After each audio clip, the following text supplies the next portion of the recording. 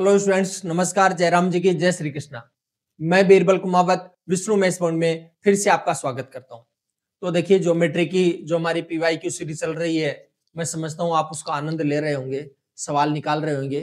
तो सवाल आप बार बार निकालते रहिए, प्रैक्टिस करते रहिए, डेफिनेशंस को प्रैक्टिकली फील करने की कोशिश करें, तो धीरे धीरे चीजें अपने आप ही क्लियर हो जाएगी। चलो आगे बढ़ते हैं। देखें अगले सवाल में क्या है। आज का जो पहला जो सवाल है वो क्या पूछ रहा है आपको, देखिए आज का जो पहला सवाल है, दो वृत्तों के केंद्रों के बीच की दूरी 12 सेमी और त्रिज्याएं 5 और 4 सेंटीमीटर। तो कहना चाह रहा है अनुप्रस्थ उभयनिष्ठ स्पर्शरेखा क्या है। देखो एक बात ध्यान से सुन लीजिए, क्लियरली समझ लीजिए। अगर आपको अनुप्रस्थ स्पर्शरेखा की लंबाई चाहिए, अनुप्रस्थ स्पर्शरेखा की अगर आपको लंबाई चाहिए, तो आपको बताया हुआ है कि जो डिस्टेंस का, जो केंद्रों के बीच की जो डिस्टेंस है, उसके स्क्वायर में r प्लस आर का होल स्क्वायर आप घटा दीजिए। तो जो d है, केंद्रों के बीच की दूरी जो है उसने दे रखी है 12 से, तो 12 का स्क्वायर और r प्लस आर, बड़ी वाली 5 और छोटी वाली 4। समझ गए बात को? अच्छा देखिए 12 का स्क्वायर हो जाएगा 144, और या फिर ऐसे देख लो, दोनों का वर्गमूल निकल रहा है, बीच में माइनस का चिन्ह, एक बार जोड़ देंगे एक बार घटा देंगे। तो देखो 12 और 9 को एक बार जोड़ेंगे तो 21 हो जाएगा, 12 में से 9 एक बार घटाएंगे तो 3 आ जाएगा। क्लियर है बात? तो आ जाएगा 21 63 आ जाएगा, ये 63 आ जाएगा। कैलकुलेशन आपका अगर मन हो कि भाई साहब मेरे को इससे नहीं करना है, मेरे को बाई प्रोसेस करना है, तो बाई प्रोसेस अगर आप करना चाहते हो तो देखिए ध्यान से सुनिए, मैं इसको थोड़ा साइड में लगा देता हूँ, वापस से हम सोल्व कर देते हैं। ध्यान से सुन लीजिएगा। देखो बाई प्रोसेस देखते हैं। कोई कहे जी देखो फॉर्मूला मेरे को नहीं सोचना है, मेरे को तो अब वैसे बताइए कंसेप्ट से। तो कंसेप्ट से सुन लीजिए, देखिए ध्यान देना एक बार। ये कोई वृत्त है भाई साहब, और एक ये दूसरा वृत्त। आप अब दोनों के जो केंद्र हैं, उनके जो बीच की जो डिस्टेंस है वो कितनी दे रखी है? 12 सेमी दे रखी है। अच्छा, और एक अनुप्रस्थ स्पर्शिका है, अनुप्रस्थ स्पर्शिका जिसको तिर्यक स्पर्शिका बोलते हो आप। तो ये स्पर्श कर रही है इस बिंदु पर, तो ये इसकी त्रिज्या हो जाएगी और ये इसकी त्रिज्या हो जाएगी। इसकी त्रिज्या 5 है और इसकी जो त्रिज्या है वो 4। अब आपको पूछा है, क्या पूछा गया है भाई साहब? ध्यान देना, केंद्रों के बीच की दूरी 12 दे रखी है, ये स्पर्शिका की लंबाई पूछी। अब ये लंबाई कितनी आएगी, थोड़ा सा प्यार से देखना पड़ेगा। प्यार से क्या देखना है, ध्यान से सुनना एक बार। ये 12 है तो ये कितनी है और ये कितनी है? देखो अब ये मेरे को पता नहीं ये कितनी, ये कितनी, लेकिन मैं एक बात कह सकता हूँ भाई साहब, ये 90 का, ये भी 90 का। ये पता नहीं कितने का, लेकिन ये भी दोनों बराबर है, क्योंकि वर्टिकली अपोजिट एंगल है। तो बचा हुआ एंगल बचे हुए के बराबर होगा। इसका मतलब है भाई साहब, दोनों जो ट्राइंगल्स हैं वो सिमिलर है। दोनों जो ट्राइंगल्स हैं वो कैसे हैं? सिमिलर है। ठीक है, हाँ सिमिलर है, समरूप है। और समरूप त्रिभुजों की संगत भुजाएं समानुपाती होती है। तो वैसे आप संगत भुजाएं समानुपाती होंगे, तो देखो इसकी त्रिज्या 5 है, इसकी 4 है, तो 5:4 में तो डेफिनेटली ये भी 5:4 में होगा। यानी ये लंबाई अगर 5 रही तो ये 4 रही। ये लंबाई 5 है तो ये कितनी रहेगी? 4। तो टोटल हो जाएगा 9। टोटल कितना हो जाएगा? 9 हो जाएगा। लेकिन आप कहोगे 9 नहीं है भाई साहब, 12 है। 9 नहीं है, कितनी है? 12 है। तो भाई साहब अब बात है 9 का 12 कैसे बनाए। देखो भाई साहब, 9 का अगर आप 12 बनाना चाहते हो तो संख्या को 12/9 से गुणा करें तो 9 का 12 बन सकता है। 9 का 12 बनाने के लिए 12/9 से गुणा करोगे, थोड़ा कटता है तो काट लो, 3 से काटेंगे 3 आ जाएगा, 3 से काटेंगे 4 आ जाएगा। मतलब ये है 4/3 से मल्टीपल कर लो आप इसको। किससे मल्टीपल कर लेंगे? 4/3 से मल्टीपल। तो इसको भी 4/3 से मल्टीपल कर लिया और इसको भी 4/3 से मल्टीपल। तो भाई साहब बात ये है, देखो ध्यान देना, ये 90 डिग्री के सामने का है, तो 90 डिग्री के सामने की जो भुजा होती है वो कर्ण होती है। तो कर्ण के स्क्वायर में लंब का स्क्वायर जाएगा, ये आ जाएगा। क्लियर है बात? और यहाँ कर्ण ये, इसके स्क्वायर में इसका स्क्वायर जाएगा, ये आ जाएगा। दोनों को जोड़ देंगे, सिंपल सी बात। तो देखो ध्यान से सुनो, इतना वैसे करने की जरूरत नहीं थी, बाई प्रोसेस हमने कर ही लिया था, लेकिन सीखने के हिसाब से आप कर सकते हो। देखो 520 तो आ जाएगा 20/3 का स्क्वायर माइनस 5 का स्क्वायर। इसमें करेंगे तो कर्ण आ जाएगा 4, तो 4 का स्क्वायर कर्ण सॉरी 4 चौक 16/3 है भाई, 4/3 से गुणा किया 16/3 है, तो ये आ जाएगा 16/3, 16/3 का स्क्वायर माइनस 4 का स्क्वायर। ये लो भाई साहब, आप काम कर लीजिए, इसमें प्यार से काम करिए, कोई दिक्कत नहीं होने वाली। ध्यान देना, तसल्ली से देख लो एक बार। अगर आप कैलकुलेशन करेंगे तो कैलकुलेशन में देखो 5 का स्क्वायर तो मेरे को लग रहा है दोनों में कॉमन आ रहा है, दोनों में कॉमन आ रहा है। और या फिर ऐसे कर लो 20 का स्क्वायर 400 हो जाएगा, और ये 3 का स्क्वायर 9 हो जाएगा। कितना हो जाएगा? 9। ध्यान से देखना एक बार, बट्टे में 9 है, और ये 5 का स्क्वायर 25, तो 25 नाम है 225, और 400 में से 225 जाएगा, कितना बच जाएगा? 175/3 आ जाएगा, 9, 175/9। समझ गए क्या कैसे? 20 का स्क्वायर हो जाएगा 400, और 3 का स्क्वायर होगा 9, 5 का स्क्वायर 25, 25 नाम है 225, तो 400 में से 225 जाएगा, 175 आ जाएगा। इसी प्रकार इसको भी आप काम में ले सकते हो। देखिए ध्यान से देखना एक बार भाई साहब, 16 का स्क्वायर हो जाएगा 256, 3 का स्क्वायर 9, 4 का स्क्वायर 16, तो देखो 16 नाम है 144। क्लियर है बात? तो 256 है, और 256 में से अगर आप 144 घटाते हो तो बच जाएगा 112 बच जाएगा। कितना बच जाएगा? 112/9। समझ में आई बात? देखो वैसे 5 का स्क्वायर कॉमन लेकर के कैलकुलेशन करी जा सकती थी, समझ गए बात को? यहाँ 4 का स्क्वायर कॉमन लेकर के कैलकुलेशन करी जा सकती थी, थोड़ा सा काम इजी हो जाता। तो देखो अब आप इजी कर लीजिए, कोई दिक्कत नहीं है। देखो ये 16 गुणा 7 कितना है? 16 गुणा 7, और ये है 25 गुणा 7। तो ध्यान देना 25 का जो वर्गमूल होता है वो 5 हो जाएगा, और 25 का जो वर्गमूल है वो हो जाएगा 5, और ये 7 हो जाएगा। 9 का वर्गमूल हो जाएगा 3। इसी प्रकार 16 का वर्गमूल हो जाएगा 4 √7/3।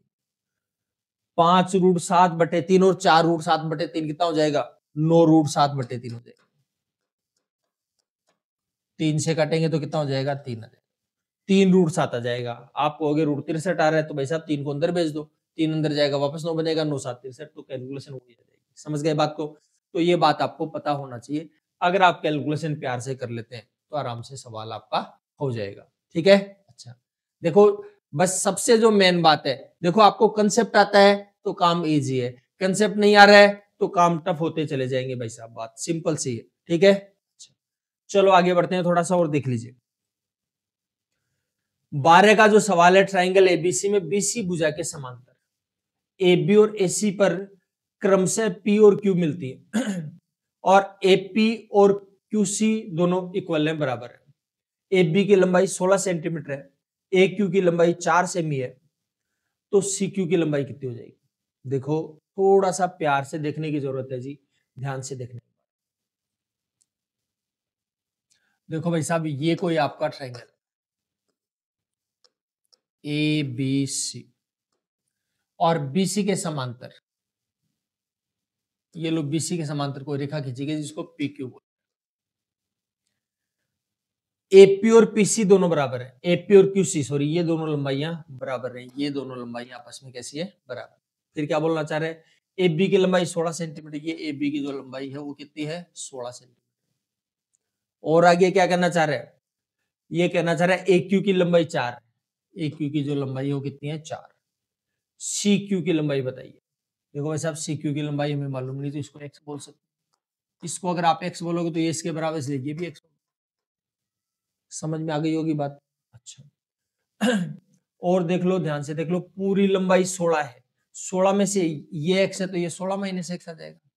और समांतर रेखा अगर खींची जाती है तो आप जानते हो कि किसी थेल्स ने क्या कहा था कि किसी त्रिभुज की एक भुजा के समांतर खींची गई रेखा शेष भुजाओं को समानुपाती भागों में विभाजित करता है। यानी इसके समांतर रेखा खींची जा रही है क्या, तो शेष भाई इन दोनों का अनुपात इन दोनों के अनुपात के बराबर होगा। तो भाई साहब ये लंबाई x है और ये लंबाई है 16 माइनस, इन दोनों का अनुपात 4 और x के अनुपात के बराबर। बड़े प्यार से देखने की जरूरत है।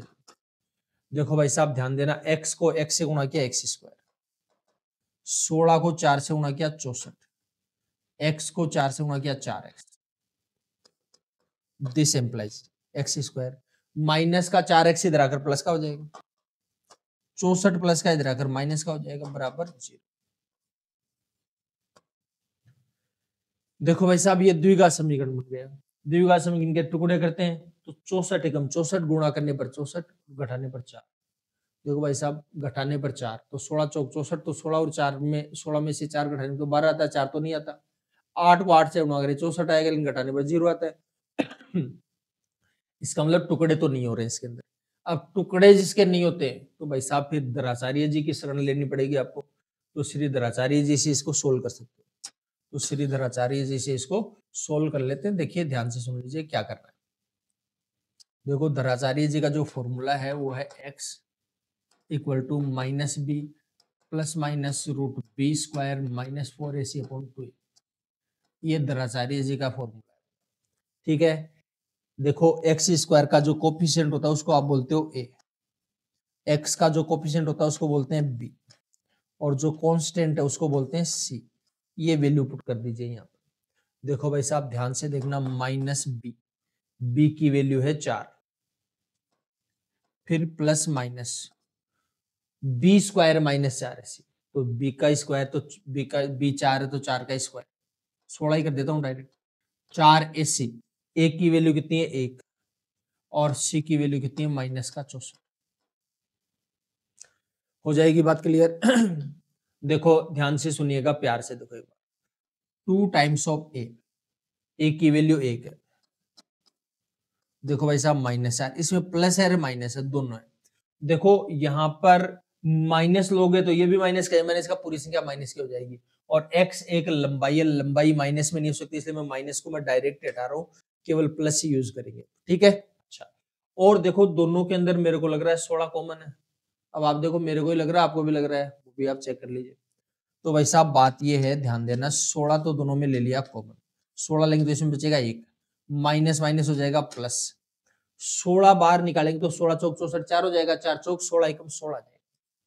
कॉमन इसलिए ले रहा हूँ कि पिछले सवाल में भी हमने कॉमन नहीं लिया था, कैलकुलेशन बड़ी फैल गई थी, तो कॉमन ले लीजिए आप, ज्यादा बढ़िया रहेगा, ठीक है। अच्छा, और बटे में कितना जाएगा 2, माइनस 4 प्लस 16 का वर्गमूल हो जाएगा 4, और 16 और 1 17, रूट 17 आ जाएगा, बटे में 2 आ जाएगा। देखो भाई साहब ध्यान देना, इस दोनों में 4 कॉमन आ रहे हैं, लेकिन कॉमन के हिसाब से ले नहीं रखा है इसने, इसलिए 2 ही ले लेते हैं, जिससे काट देंगे इसको, या 2 इसके भी बटे में लगा देंगे, इसके बटे में लगा देंगे। तो 4 में 2 का भाग दिया 2 आ जाएगा, 4 में 2 का भाग दिया 2 आ जाएगा, रूट 17 तो ये आ जाएगा -2 प्लस 2 रूट 17। देखो देखो कौन सा है, 2 माइनस का उसने उधर लिख रखा, तो अपने को कोई दिक्कत नहीं, ये लो जी, ये अपना सवाल हो जाएगा। मेरे ख्याल से कोई प्रॉब्लम आपको होनी नहीं चाहिए।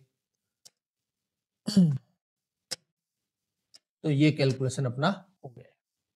चलो कर लेंगे कैलकुलेशन। तो देखो कैलकुलेटिव सवाल है, तो थोड़ा सा अगला ये चाहता है कि आप पूरी कैलकुलेशन करके दिखाएं, तो आपको कैलकुलेशन करके दिखानी पड़ेगी। समझ गए बात को? हाँ, आजकल इंटेंशनली ये सवाल इस प्रकार से आने लगे कि टुकड़े नहीं होते, पहले जो सवाल आते थे उसमें सब में टुकड़े हो जाते थे, ठीक है। अब अगला ये जानना चाहता है कि भाई आपको टुकड़े नहीं होते तो भी आपको सवाल सोल्व करना आता है या नहीं आता। इसलिए 2 प्रश्न एक साथ ही पूछ लिए इसमें, आपको ज्योमेट्री का नॉलेज भी ले लिया आपसे कि ज्योमेट्री का आपको नॉलेज है कि नहीं है, और दूसरा आपको ये जो क्वाड्रेटिक इक्वेशन होती है, द्विघात समीकरण होता है, उसमें आप बिना टुकड़े किए भी सवाल को सोल्व करने में सक्षम हो या नहीं सक्षम हो। तो ये भी 2 चीजें एक साथ चेक कर ली, तो ज्योमेट्री भी चेक कर ली इसने और अलजेब्रा भी चेक कर ली, दोनों चीजें एक ही सवाल में इसने चेक कर ली। चलो आगे बढ़ते हैं अगले सवाल में। देखिए क्या बोल रहा है, ध्यान से सुनिए। एक त्रिभुज की 3 भुजाएं, 9 24 और एस है, तो कौन सा स्टेटमेंट है ये? आपको एक बात बता दो, ध्यान देना, 2 भुजाएं आपको दे रखी है, तीसरी भुजा के बारे में अगर आपको संभावना जतानी है तो आप ध्यान रखिए, किसी भी त्रिभुज की कोई भी 2 भुजाओं का योग तीसरी भुजा से अधिक होता है, कोई भी 2 भुजाओं का योग तीसरी भुजा से अधिक होता है, और कोई भी 2 भुजाओं का अंतर तीसरी भुजा से कम होता है। तो देखो ध्यान देना, दोनों का जो टोटल है वो है भाई साहब 33, और दोनों का जो अंतर है वो कितना है 15। तो इसका मतलब जो तीसरी भुजा आएगी 15 और 33 के बीच में आएगी, तीसरी भुजा 15 और 33 के बीच में आएगी। 15 और 33 के बीच में कौन सा दे रखा है? ये दे रखा है। आप कहोगे इसमें 15 33 दे रखा है, इसमें 15 के बराबर भी हो सकता है, बराबर वाला मामला नहीं बैठेगा, ध्यान रखना। किसी त्रिभुज की कोई भी 2 भुजाओं का योग तीसरी भुजा से अधिक होगा, बराबर भी नहीं होगा।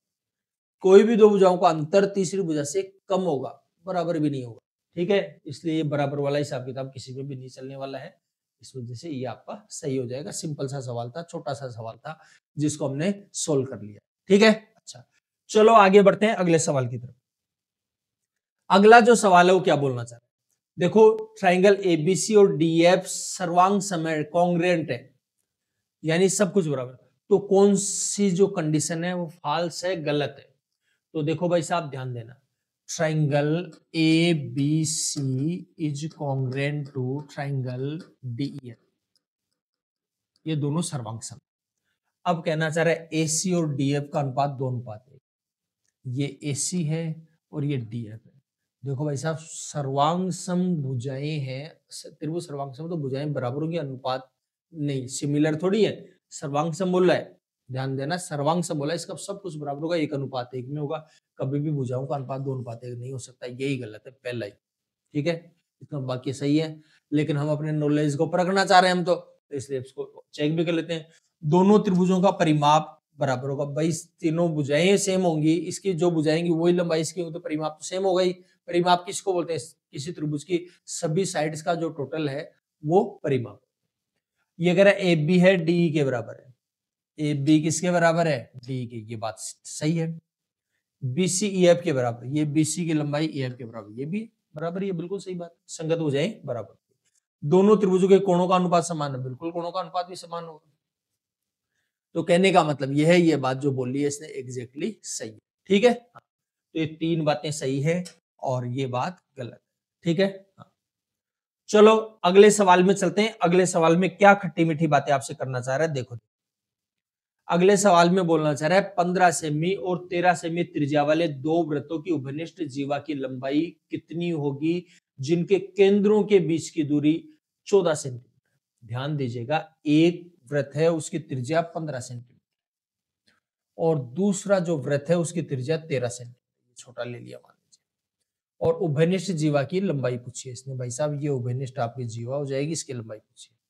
केंद्रों के बीच की दूरी 14 सेंटीमीटर, ये लो केंद्रों के बीच की दूरी है 14 सेंटीमीटर। अच्छा, और ये 15 सेमी है और ये 13 सेमी। ठीक है, अच्छा तो केंद्रों के बीच की दूरी आपको दे रखी है कितनी, 14 सेंटीमीटर दे रखी। अब 14 दे रखी तो कैसे कैलकुलेट करें, इस बात को थोड़ा प्यार से समझना है। देखो ध्यान से सुनिए, वैसे तो आप x और 14 माइनस एक्स मान करके कैलकुलेशन कर सकते हो, इसको x मान लेंगे तो ये 14 माइनस एक्स हो जाएगा। ठीक है, लेकिन मैं कह रहा हूँ देखो ये एग्जैक्ट आ रहा है, एग्जैक्ट नहीं आ रहा है तो x मान करके करते ही करते, लेकिन यहाँ पर एग्जैक्ट आ रहा है, थोड़ा सा अनुमान लगाओ। देखो भाई साहब ये 13 है, तो इसका कर्ण 13 कब होता है, जब भुजाएं 5 और 12 हो, 5 और 12। तो देखो जैसे मैं इसको 12 मानू, इसको 5 मानू, सोच रहा हूँ कोई जरूरी नहीं सही निकले, तो इसका मतलब है कि ये 14 में 5 है तो 9 हो जाएगा। चेक करो ये भी समकोण त्रिभुज बन रहा है कि नहीं बन रहा, 15 12 9 12 15 का समकोण त्रिभुज ही बनता है। चेक कर लो, 9 12 15, 3 3 9, 3 4 12, 3 5 15, पाइथागोरन ट्रिपलेट है, डेफिनेटली सेट हो गया, कोई दिक्कत ही नहीं है। या फिर आप ये चेक कर लो इन दोनों के स्क्वायर का टोटल इसके स्क्वायर के बराबर, सेट हो गया मामला। मामला सेट हो गया तो क्यों घबराना, ये 12 है तो इसका मतलब ये भी कितनी हो जाएगी 12, तो उभयनिष्ठ जीवा की लंबाई हो जाएगी 24 सेंटीमीटर। 12 के चक्कर में मत फंसाना, यहाँ पर कितना आ जाएगा 24 सेंटीमीटर। कर लेंगे कैलकुलेशन, बताओ किसी प्रकार की कोई दिक्कत है तो। अच्छा चलो ये काम तो हमने कर लिया है, तो इजीली कुछ बातें आपको बताई गई थी जो आपने समझ ली है। अब अगर आपका मन हो कि भाई साहब मेरे को तो बाई प्रोसेस करनी है, क्या पता अनुमान मेरा लगता या नहीं लगता या गलत लग जाता, तो मैं क्या करता। अगर ऐसा आपको डर लग रहा है तो भाई साहब थोड़ा प्यार से समझ लो, वापस से चित्र को बना लेते हैं। देखिए ध्यान से समझ लीजिए एक बार, वापस से देखो सवाल को। देखो भाई साहब अगर आप इसको, ये तो 12 हमने ले लिया था, लेकिन अब इसको बाई प्रोसेस सोल्व कर लेते हैं। देखिए ध्यान देना एक बार,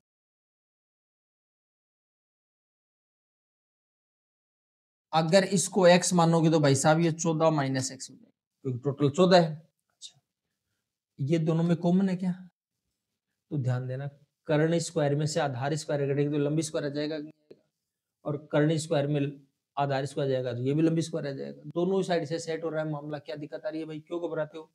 ये लो, तो भाई साहब दोनों साइड से ले लेते हैं। 15 का स्क्वायर माइनस 14 माइनस एक्स का स्क्वायर, इसकी लंबाई आएगी या, और ये लंबाई इसके स्क्वायर में इसका स्क्वायर रहे तो भी आएगी, तो आ जाएगा 13 का स्क्वायर 13 माइनस सॉरी 13 का स्क्वायर माइनस एक्स का स्क्वायर। अब बड़े प्यार से देखो भाई साहब 15 का स्क्वायर हो जाएगा 225, और देखो ध्यान देना इसका स्क्वायर आ जाएगा 196, इसका स्क्वायर आ जाएगा एक्स स्क्वायर, और दोनों को गुणा करके डबल करेंगे तो 14 दूनी 28, क्या जाएगा 28 एक्स बराबर 169 माइनस एक्स स्क्वायर। देखो ध्यान देना, चलो एक लाइन और बढ़ा ही देता हूँ, 225 minus 196 minus x square mine plus 28 x 169 minus x square. देखो एक्स स्क्वायर के साथ एक्स स्क्वायर कट जाएगा, हो जाएगी बात क्लियर। अच्छा अब देखो ध्यान से सुन लीजिएगा, ये तो 28 एक्स है, 196 है क्या, 169 सॉरी 169, 225 में से 196 जाएगा, कितना बच जाएगा 29 बचेगा, 29 प्लस का इधर आकर माइनस का। अब देखो देखिए 28x बराबर 169 में से 29 जाएगा 140, 28 से कम 28, 28 बन जाएगा 140, x की वैल्यू 5 आ जाएगी। अब ये 5 आएगी तो भाई साहब ये हो जाएगी 9, ये 13 है ये 5 है तो ये 12 हो जाएगा, ये 12 तो ये 12, ठीक है। लेकिन कोशिश करना जहां मौका मिले चौका मार दो, नहीं मौका मिलता है तो डॉट बॉल भी खेल दो, कोई दिक्कत वाली बात नहीं है। या फिर वैसे तो डॉट बॉल खेलने का जमाना नहीं है भाई, ठीक है, सिंगल ले लीजिए, कोई दिक्कत नहीं है। डॉट खेलने का तो ऑप्शन है ही नहीं आजकल। 10 साल पहले 15 साल पहले जब आप एग्जाम देते थे तब तो डॉट का भी ऑप्शन था, अब डॉट का ऑप्शन ज्यादा है नहीं। चलो खैर फिर भी डॉट खेलनी पड़ती है, मजबूरी है अपनी। चलो भाई आज के लिए इतना ही, बाकी चर्चा हम कल करते हैं। तब तक आप हंसते रहिए, मुस्कुराते रहिए, आनंद लेते रहिए, सवाल निकालते